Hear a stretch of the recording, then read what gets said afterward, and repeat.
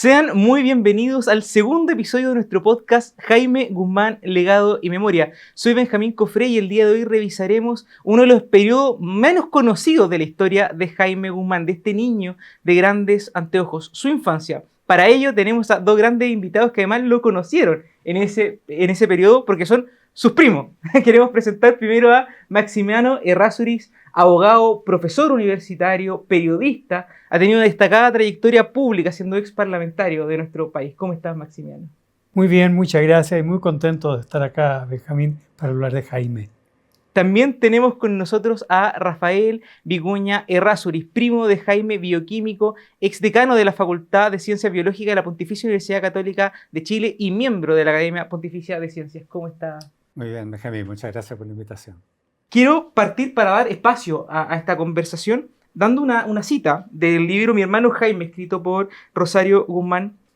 Ese niño flacuchento, de mal apetito, corto de vista, mirada profunda y alerta tras los gruesos cristales de sus anteojos, se caracterizaba por un temperamento nervioso, irritable, de trato humano algo áspero, siempre categórico y tal vez un tanto soberbio, producto de saberse en extremo inteligente y precoz.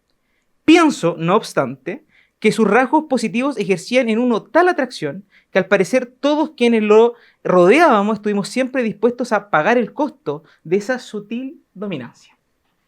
Quiero partir contigo, Rafael. ¿Cómo eran esas conversaciones? Jaime siempre fue un niño que recordamos muy precoz, pero ¿de qué hablaban cuando eran niños? Bueno, quiero partir diciendo que yo no estoy muy de acuerdo con lo que dice mi querida prima Rosario, Charito, como le decíamos cariñosamente, porque precisamente el recuerdo que yo tengo de Jaime en esos años, a pesar de que yo soy 3 años menor y en esos años esa diferencia importa, lo veía un poco hacia arriba, yo recuerdo un niño muy alegre, le gustaba el deporte, le gustaba, era muy sociable, muy inteligente, por supuesto, y deslumbraba, pero no vi nunca un rasgo de soberbia. Entonces quería dejar eso por lo menos claro.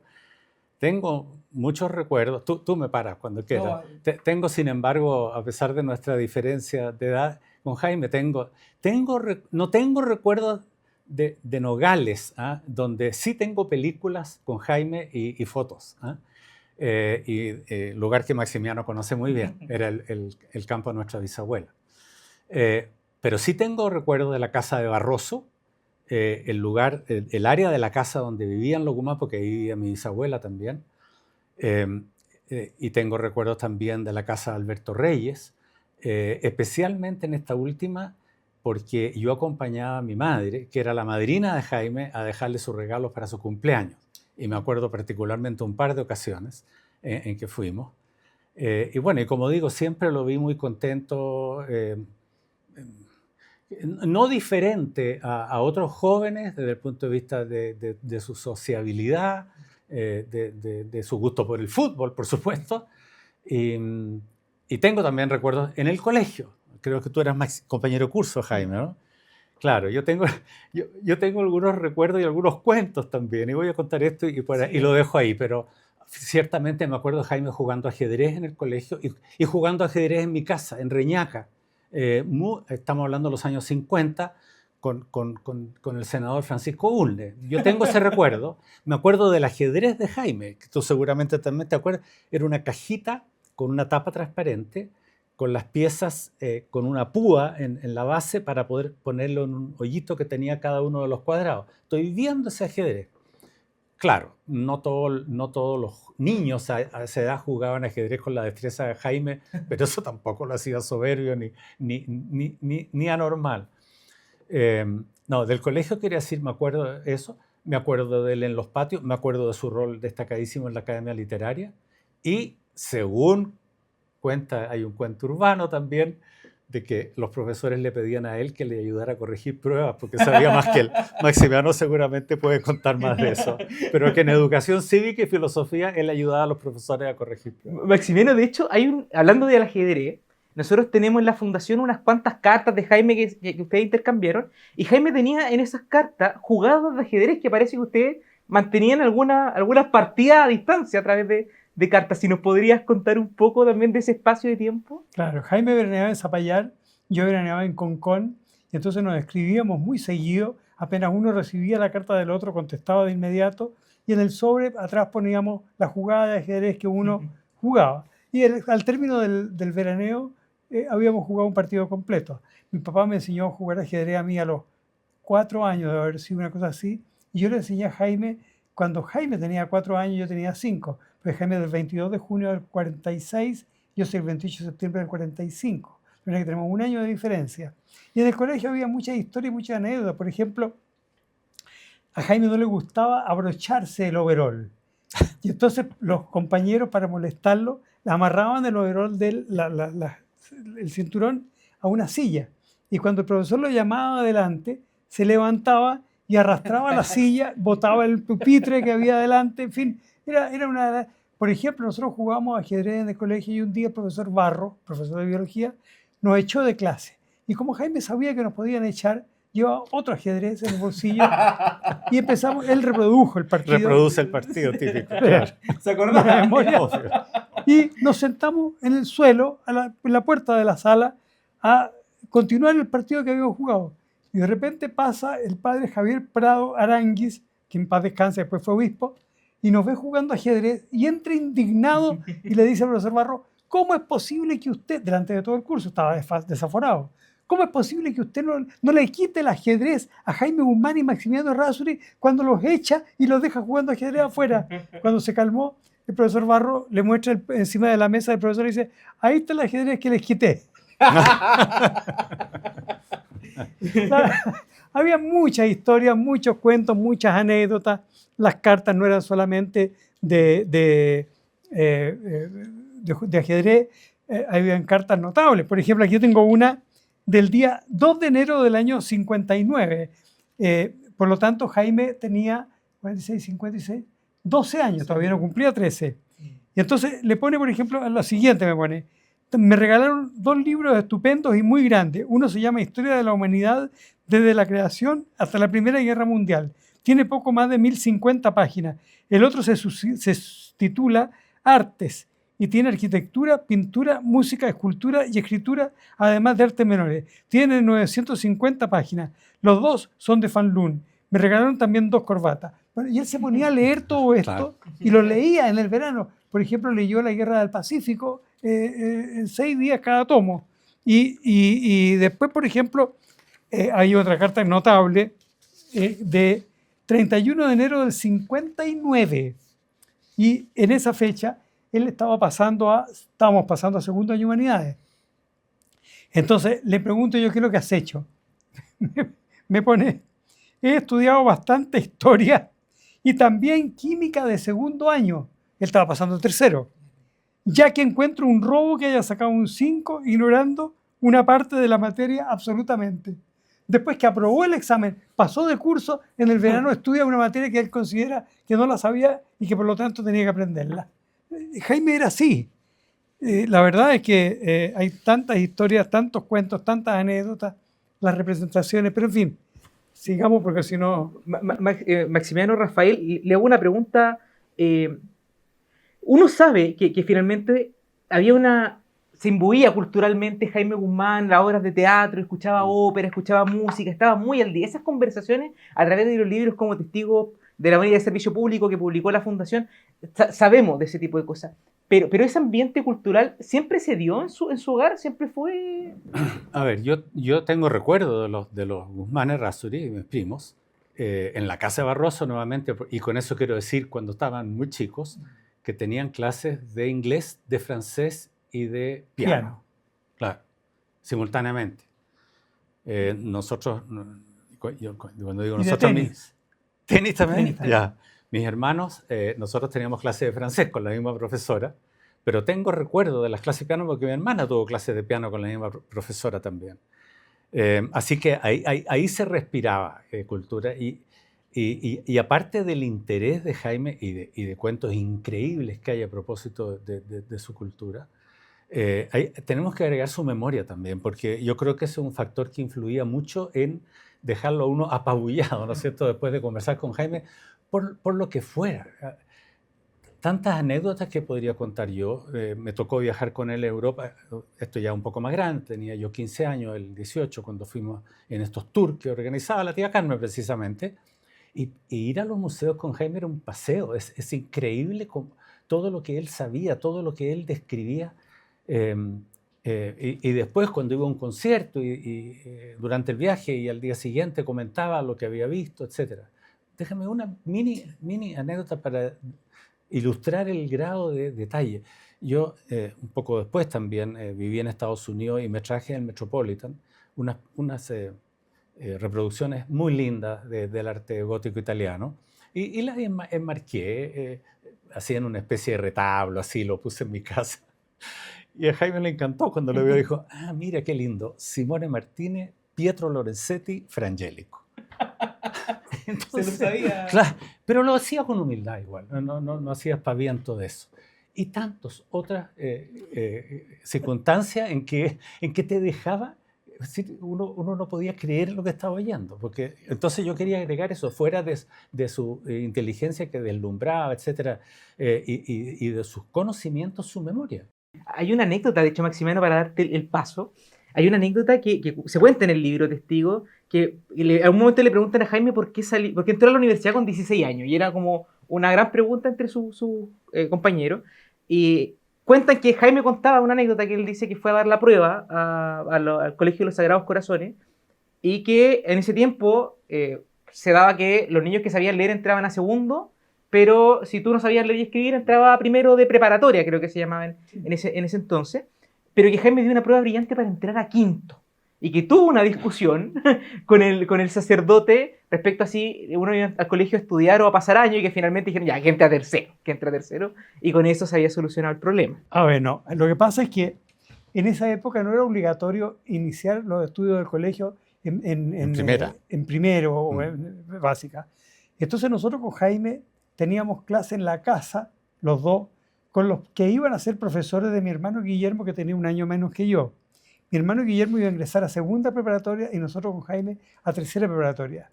Y los profesores que iban a ser nuestros le hacían clase a Guillermo, porque no podíamos tener los mismos profesores particulares para ingresar al colegio de los que íbamos a tener cuando estuviéramos dentro del colegio. Y así fue como nosotros entramos a tercera preparatoria. Pero yo quisiera hacer un alcance respecto a lo que dice José Rafael, que es muy cierto. Jaime sostenía que la memoria es como un músculo que uno no puede aumentar la memoria. Puede desarrollarla si la ejercita, o bien se atrofia. Entonces Jaime ensayaba desarrollar su memoria en una forma increíble. Por ejemplo, me acuerdo que un día con José Joaquín Ugarte, los tres, nos aprendimos una parte importante del discurso que pronunció Juan Donoso Cortés en 1848 para ingresar como miembro de la Academia de la Lengua Española. Y es un discurso precioso, maravilloso. Yo, por supuesto, ninguno de los tres lo supimos completo, pero la idea era hasta dónde podíamos llegar. Yo debo recitar unos 15 minutos, una cosa así, pero Jaime era una cosa impresionante. La memoria de Jaime era verdaderamente admirable. Ahora, quiero agregar también de que Jaime veraneaba muchas veces con nosotros en Concón y nos contaba del doctor Mortis. Él era un fanático del doctor Mortis. Lo imitaba. Imitaba la risa del doctor. Claro. Todo el doctor Mortis. El radioteatro, ¿no? Claro, El siniestro doctor lo que había en la Mortis. época. Claro, lo estoy viendo. Increíble. Y nos contaba toda la historia del doctor Mortis. Después estábamos conversando en cualquier cosa en la tarde y Jaime miraba la hora y me decía, Maximiano, escuchemos a Julio Martínez. A las 8:05. Él no se perdía a Julio Martínez. Y desde luego, cuando estábamos en el Almirante Barroso, hacía unas competencias del día domingo en que era Jaime, mi hermano Guillermo y yo, que consistían en distintas pruebas. Dar vuelta a la manzana corriendo, tirar la pelota al arco. Entonces, la casa en el interior, ¿te acuerdas? Tenía unos arcos claro. así. Entonces, uno se ponía al arco y el otro le disparaba. Y el que le hacía menos goles ganaba. Para ganar a Jaime había que tirarle no a las esquinas ni arriba, sino que a la cara. Entonces, con eso, Jaime se asustaba y dejaba de hacer el gol. Bueno, y cada una de estas pruebas daba un puntaje. Al primero, al segundo y al tercero. Y al final del día, incluía ping-pong, qué sé yo, el que ganaba era el campeón por toda la semana. Y a la semana siguiente teníamos... Y lo otro que también era notable eran las representaciones las representaciones en Almirante Barroso eran notables. Cada uno se disfrazaba, uno de rey, otro de príncipe, otro de reina, otro de, en fin, bufón. Y cobrábamos por la entrada y con el pago nos mandábamos a hacer ropa adecuada a cada una de estas funciones. Y mi bisabuela, la mamá, después de misa, que iba a decir el padre de Man Simon a la iglesia, a la capilla de la casa. Y Jaime lo ayudaba, ¿no? Jaime ayudaba a esa misa. Ayudó, claro, la misa era en latín. Ah, claro. Ayudábamos la misa los que dos se la decía misa en la latín. casa, claro. Y ensayábamos cómo lo íbamos a ayudar. Pero cuando llegábamos a la consagración, esa parte la saltábamos. Cuando estábamos En ensayando. el ensayo. Cuando estábamos ensayando. Y entonces me acuerdo que hacíamos estas representaciones que duraban 20 minutos, media hora, y cada uno se aprendía de memoria el papel que le correspondía. Y en una oportunidad, un primo mío, Bernardo Edwards, hermano de José Manuel, el padre del senador, se molestó porque Jaime le dio una patada muy fuerte. Hacía las veces de tronco Bernardo y parece que le pegó muy fuerte. Entonces se levantó y dijo, yo mañana no actúo. Pero Bernardo, todo el mundo pagó las entradas. No pueden decir, al día siguiente tomamos desayuno y la Charito, Guzmán, la hermana, se las arregló para convencerlo que fuera. Oye, a propósito de representaciones, se me permite, nosotros pasamos muchas Pascuas, fiestas de Pascua en la casa con los primos Guzmán y hacíamos representaciones del nacimiento, etc. Y yo me acuerdo muy bien que con la María Isabel, su hermana, lo pasábamos muy bien, nos reíamos y Jaime era mucho más serio. Él se lo tomaba mucho más en serio. Y con respecto a fútbol también puedo agregar que tengo recuerdos. Y no sé si tú, Maximiano, pero el día que se murió nuestra bisabuela y que estaba, por supuesto, haciendo velada en la casa, jugamos fútbol los tres en el patio. Yo me acuerdo. Yo tenía 5 años y ustedes tenían 8. Exactamente, pero Jaime tenía un problema. El problema de Jaime es que Jaime era de la Católica. En cambio yo soy de Colo-Colo. Aquí tengo mi carnet de Colo-Colo. Yo ingresé a los 11 años a Colo-Colo. Pero algo que tenía que diferenciarlo de alguna forma. Les tengo una pregunta porque hablando de la imitación esta del Dr. Mortis, se ha dicho, o sea, nosotros hemos escuchado muchas veces que Jaime era un muy buen imitador. ¿Qué tan cierto era? Absolutamente. No, absolutamente. A la persona que tú le pusieras, y por supuesto hay algunos personajes que se presta a que los imiten. Y todo el mundo conoce las imitaciones a Jorge Alessandri, que yo creo que él se fue mimetizando con eso. ¿Puede alguien que tenga una sombra de justicia afirmar que el gobierno que presido está endeudando al país hasta límites peligrosos? Ahí imitaba a Jaime a Jorge Alessandri. No, claro, imitaba a los profesores del colegio, imitaba a nuestros tíos, con una perfección increíble. Sí. Ahora les quiero llevar a algo un poquito quizá más profundo. Uno de los elementos más estudiados de Jaime fue la relación con sus maestros, y se nombra a dos principalmente, al padre Osvaldo Lira y a Jaime Izaguirre. Maximiano, tú fuiste más contemporáneo, ¿qué tanta relación tuvieron estas dos personas y cuánto influyeron en el pensamiento y en la vida de Jaime Guzmán? A ver, el padre Osvaldo Lira influyó de manera sustancial. Para Jaime, el primer libro que él leyó fue Revolución y Contrarrevolución de Plinio Correa de Oliveira. Y el segundo libro que influyó en él considerablemente fue un libro escrito por Osvaldo Lira que se llamaba Nostalgia de Vázquez de Mella. Y si uno lee la declaración de principios del gobierno militar del 11 de marzo de 1974 y ya ha leído Nostalgia de Vázquez de Mella, se da cuenta que muchas de las cosas que señalaba el padre Osvaldo en el libro Nostalgia de Vázquez de Mella están plasmadas en la declaración de principios del 11, la subsidiariedad, el derecho natural, la existencia del hombre como anterior y superior al Estado. Hay una serie de conceptos que son, pero copiados. Ahora, con don Jaime Izaguirre también, pues don Jaime Izaguirre ejerció en él una influencia tremenda, pero Jaime siempre iba siguiendo a algunas personas y siempre buscaba personas mucho mayores que él. Y la primera persona mayor que él, con quien íbamos a verla juntos en Nogales, era mi bisabuela, mi Rosarito Mate Pérez de Edwards, y nos contaba historias y anécdotas, por ejemplo, del general Baquedano, de que ella era amiga del general Baquedano. decía que era un poquito fresco, porque los pellizcaba. Pero decía, nosotros nos poníamos contra la muralla y conversábamos con él porque era muy entretenido.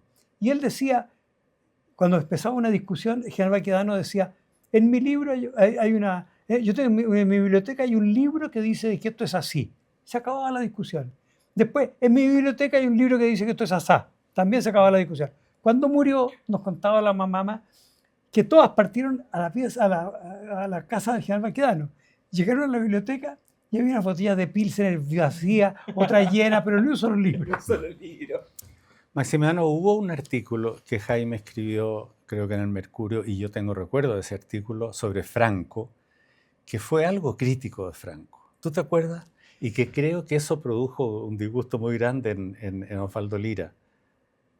Francisco Franco Bahamonde, caudillo de España, Sí. por la gracia de Dios, o porque Dios es un gracioso, decían los antifranquistas.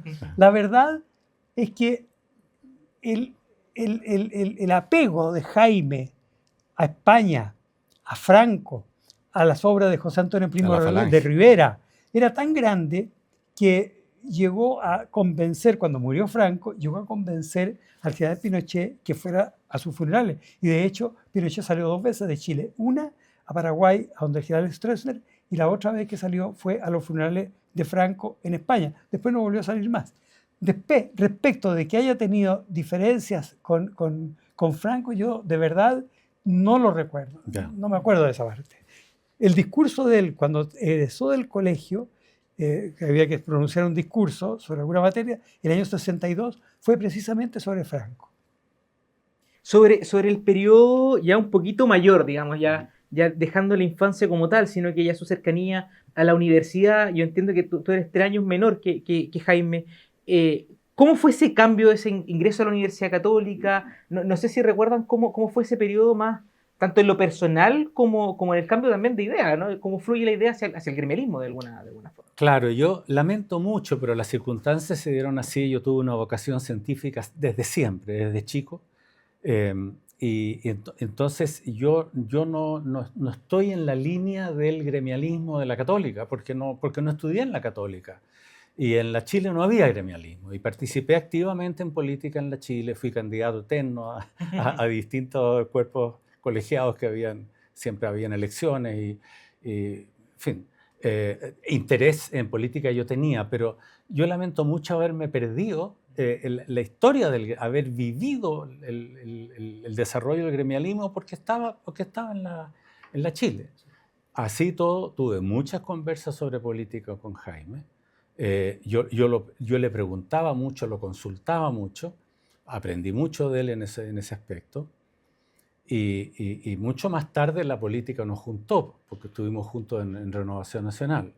Claro, en la conformación de Renovación En la conformación, él me sondeó cómo estaría yo, si estaría disponible. Entonces le dije, mira, a mí me importa mucho que se una a la derecha, porque él me preguntó si yo entraría a la UDI, incluso a la Comisión Política. Y le dije que sí, que tenía una buena disposición a eso, pero que para mí el ideal sería que se uniera toda la derecha. Y se lo dije en forma bastante categórica. No es que me haya hecho caso, pero por suerte se dieron así las cosas y se formó Renovación Nacional. Entonces entré a la Comisión Política de Renovación Nacional y estuve ahí un tiempo hasta que se rompió el partido. Y eso fue doloroso para mí porque yo no estaba totalmente de acuerdo con lo que había hecho Jaime, algo que es muy legítimo por lo demás. Claro. Y probablemente él tenía mucho más información que yo, pero yo era miembro de la Comisión Política y él me acuerdo que citó una conferencia de prensa y dio las razones por las cuales la UDI se retiraba de Renovación. Y eso fue muy, muy doloroso para mí y por eso yo me retiré del partido y de la política, no participé más. Ese fue mi vínculo político con Jaime directo y debo decir que en tiempos en que era muy importante porque estaban naciendo los partidos, etcétera, lo que se discutía en la comisión política, los votos que se hacían, etcétera, nunca recibí ni siquiera una indicación de Jaime de cómo tenía que votar, etcétera. Nunca. Y entonces yo me sentía muy libre y creo que yo voté siempre como él hubiera querido que yo votara. Maximiano, incluso esta vocación política imagino que nació tempranamente. Hay en un par de sus cartas conversaciones políticas muy, muy tempranas. ¿Cómo nace esta vocación política que parece que es familiar, no?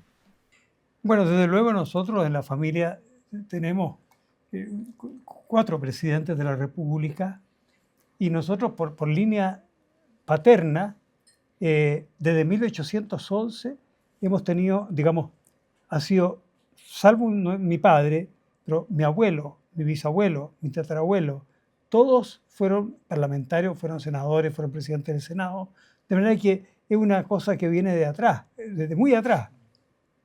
Y esto partió, bueno, yo tengo aquí, por ejemplo, unas cartas notables. El año 58, cuando Jaime tenía 11 años, todavía no cumplía 12, había elecciones presidenciales y Jaime me ponía en el sobre atrás, me decía, por un Chile mejor, Alessandri.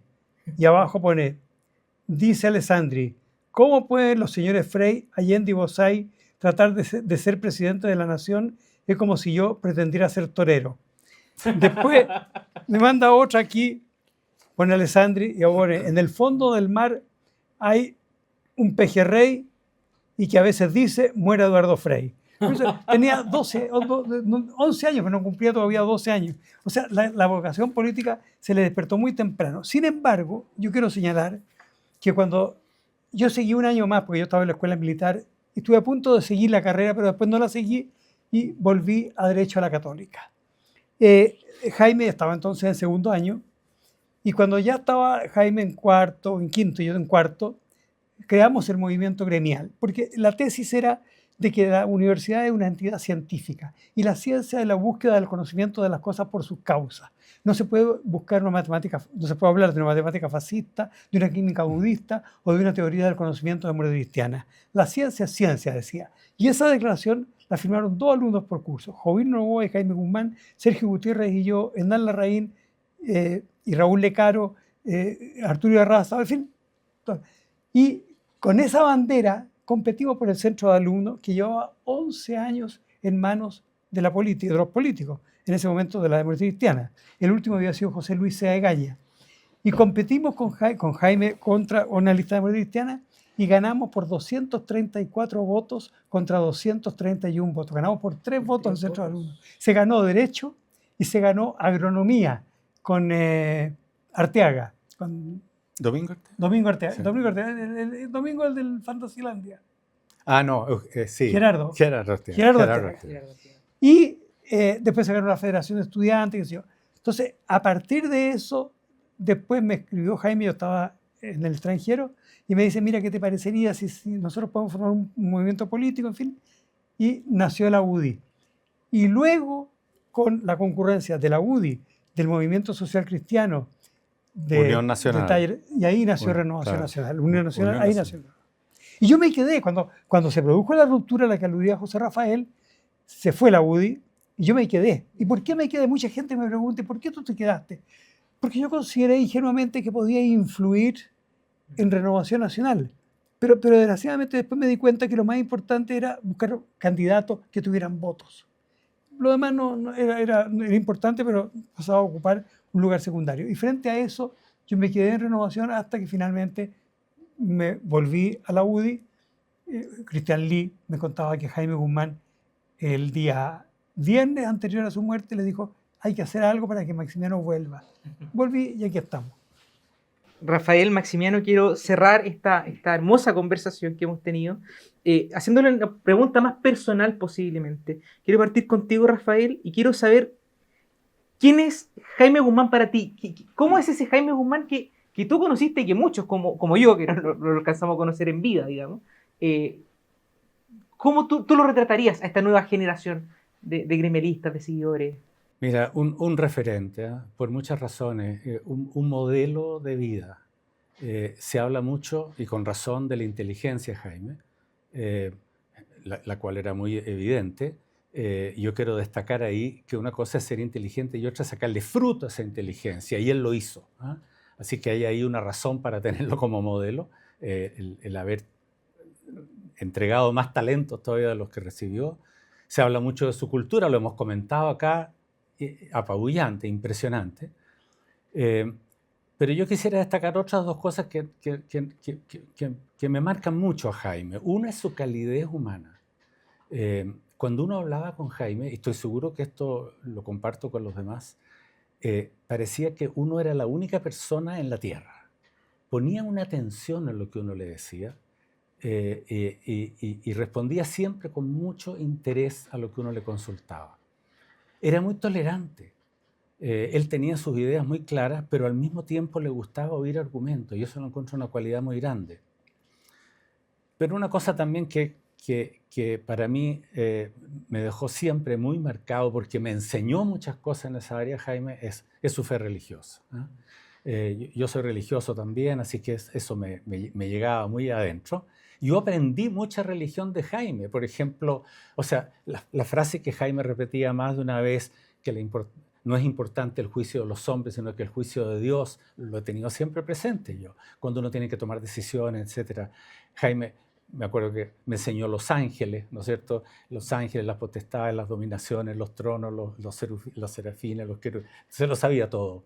Me acuerdo una vez que discutíamos mucho sobre escatología, sobre cómo iba a ser el cuerpo glorioso de uno, de qué edad iba a ser. A Jaime le preocupaban mucho esas cosas. Me acuerdo haber discutido con él que iba a sonar la trompeta para la parucía. Le dije, ¿pero cómo va a sonar la trompeta? ¿Qué trompeta? Le decía. Pero lee San Pablo. Me decía. O sea, todo, entonces, pero además, él era su razón de ser. O sea, su vida, yo creo que era una persona no formalmente consagrada a Dios, pero en la práctica sí.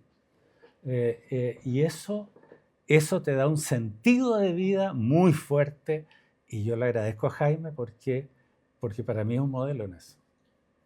Maximiano, para ti, ¿cómo sería ese retrato de Jaime Guzmán? A ver, desde luego Jaime era una persona que marcaba, era como los sacramentos, así, marcaba fuego.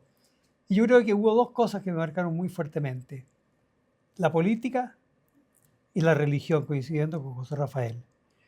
Cuando nosotros fuimos a Europa, teníamos 15 y 16 años, en el viaje de estudio, íbamos con Jaime a misa todos los días, costumbre que yo después he continuado, pero ahí partió, con Jaime partió. Y Jaime también tenía una cosa que es muy importante, que era la vocación de servicio público. Para Jaime, la política era una forma de servir a los demás. Para Jaime, la política era decir lo que uno pensaba, lo que uno sentía, le gustara a la gente o no le gustara. Pero lo que decía siempre Jaime, uno no puede ser esclavo de su imagen. Y hablaba de que un partido, en esa época, la Democracia Cristiana, hoy día está mejor que antes, desde el punto de vista de imagen, no desde el punto de vista político, porque cada día está más desaparecida, pero desde el punto de vista valórico, hoy día está muy bien. Y Jaime decía, no se puede ser como la Democracia Cristiana, que son esclavos de su imagen. Uno tiene que decir lo que siente y lo que piensa. Y yo me metí en los lugares más difíciles. En el 73 fui candidato a diputado por Colchagua cuando tenía 26 años y salí elegido diputado, el diputado más joven de esa época. Después me fui por Puente Alto, La Pintana, Pirque, San José de Maipo. Me dijeron, no vas a salir jamás, pero jamás. Y Jaime me enseñó que si uno trabaja permanentemente, no solo para las campañas, no solo para las elecciones, se ganan. Y no solo gané, obtuve la primera mayoría, que la Isabel Allende siempre me preguntaba cómo lo había hecho, con un 10% de inspiración y un 90% de transpiración. ¿Quién daba un peso por Jaime como candidato a senador por la circunscripción poniente? Claro. Y Jaime le ganó a Ricardo Lagos, que lo dejó afuera. Yo me acuerdo de discusiones con la tía Carmen. ¿Cómo Jaime puede ir de candidato allá abajo? Claro. Todo el mundo decía lo mismo. Por eso es que Jaime marcó a muchas generaciones. Y lo que debemos hacer hoy día es lo que hacía Jaime, de ir buscando a los líderes en los distintos centros de alumnos, en las universidades. Cuando murió Jaime, después lo recibió el doctor Cos, Fernando Cos, el urólogo, en el hospital, el hospital militar. Y yo después le pregunté al doctor Cos, le dije, si Jaime hubiera llegado acá directamente, sin pasar por la UDI, ¿se salva? No, me dijo, tenía demasiadas balas. Y yo llegué a la UDI, me dijo él, porque Jaime me invitó un día a su casa con otros dirigentes estudiantiles. Y eso es lo que hoy día estamos echando de menos. Maximiano, Rafael, de verdad, muchas gracias por la conversación y dejarlos invitados a ustedes que nos están viendo al tercer episodio de este podcast, que vamos a hablar sobre la espiritualidad de Jaime Guzmán. Así que es todo Qué bueno. más que invitado. Muchas Encantado. gracias.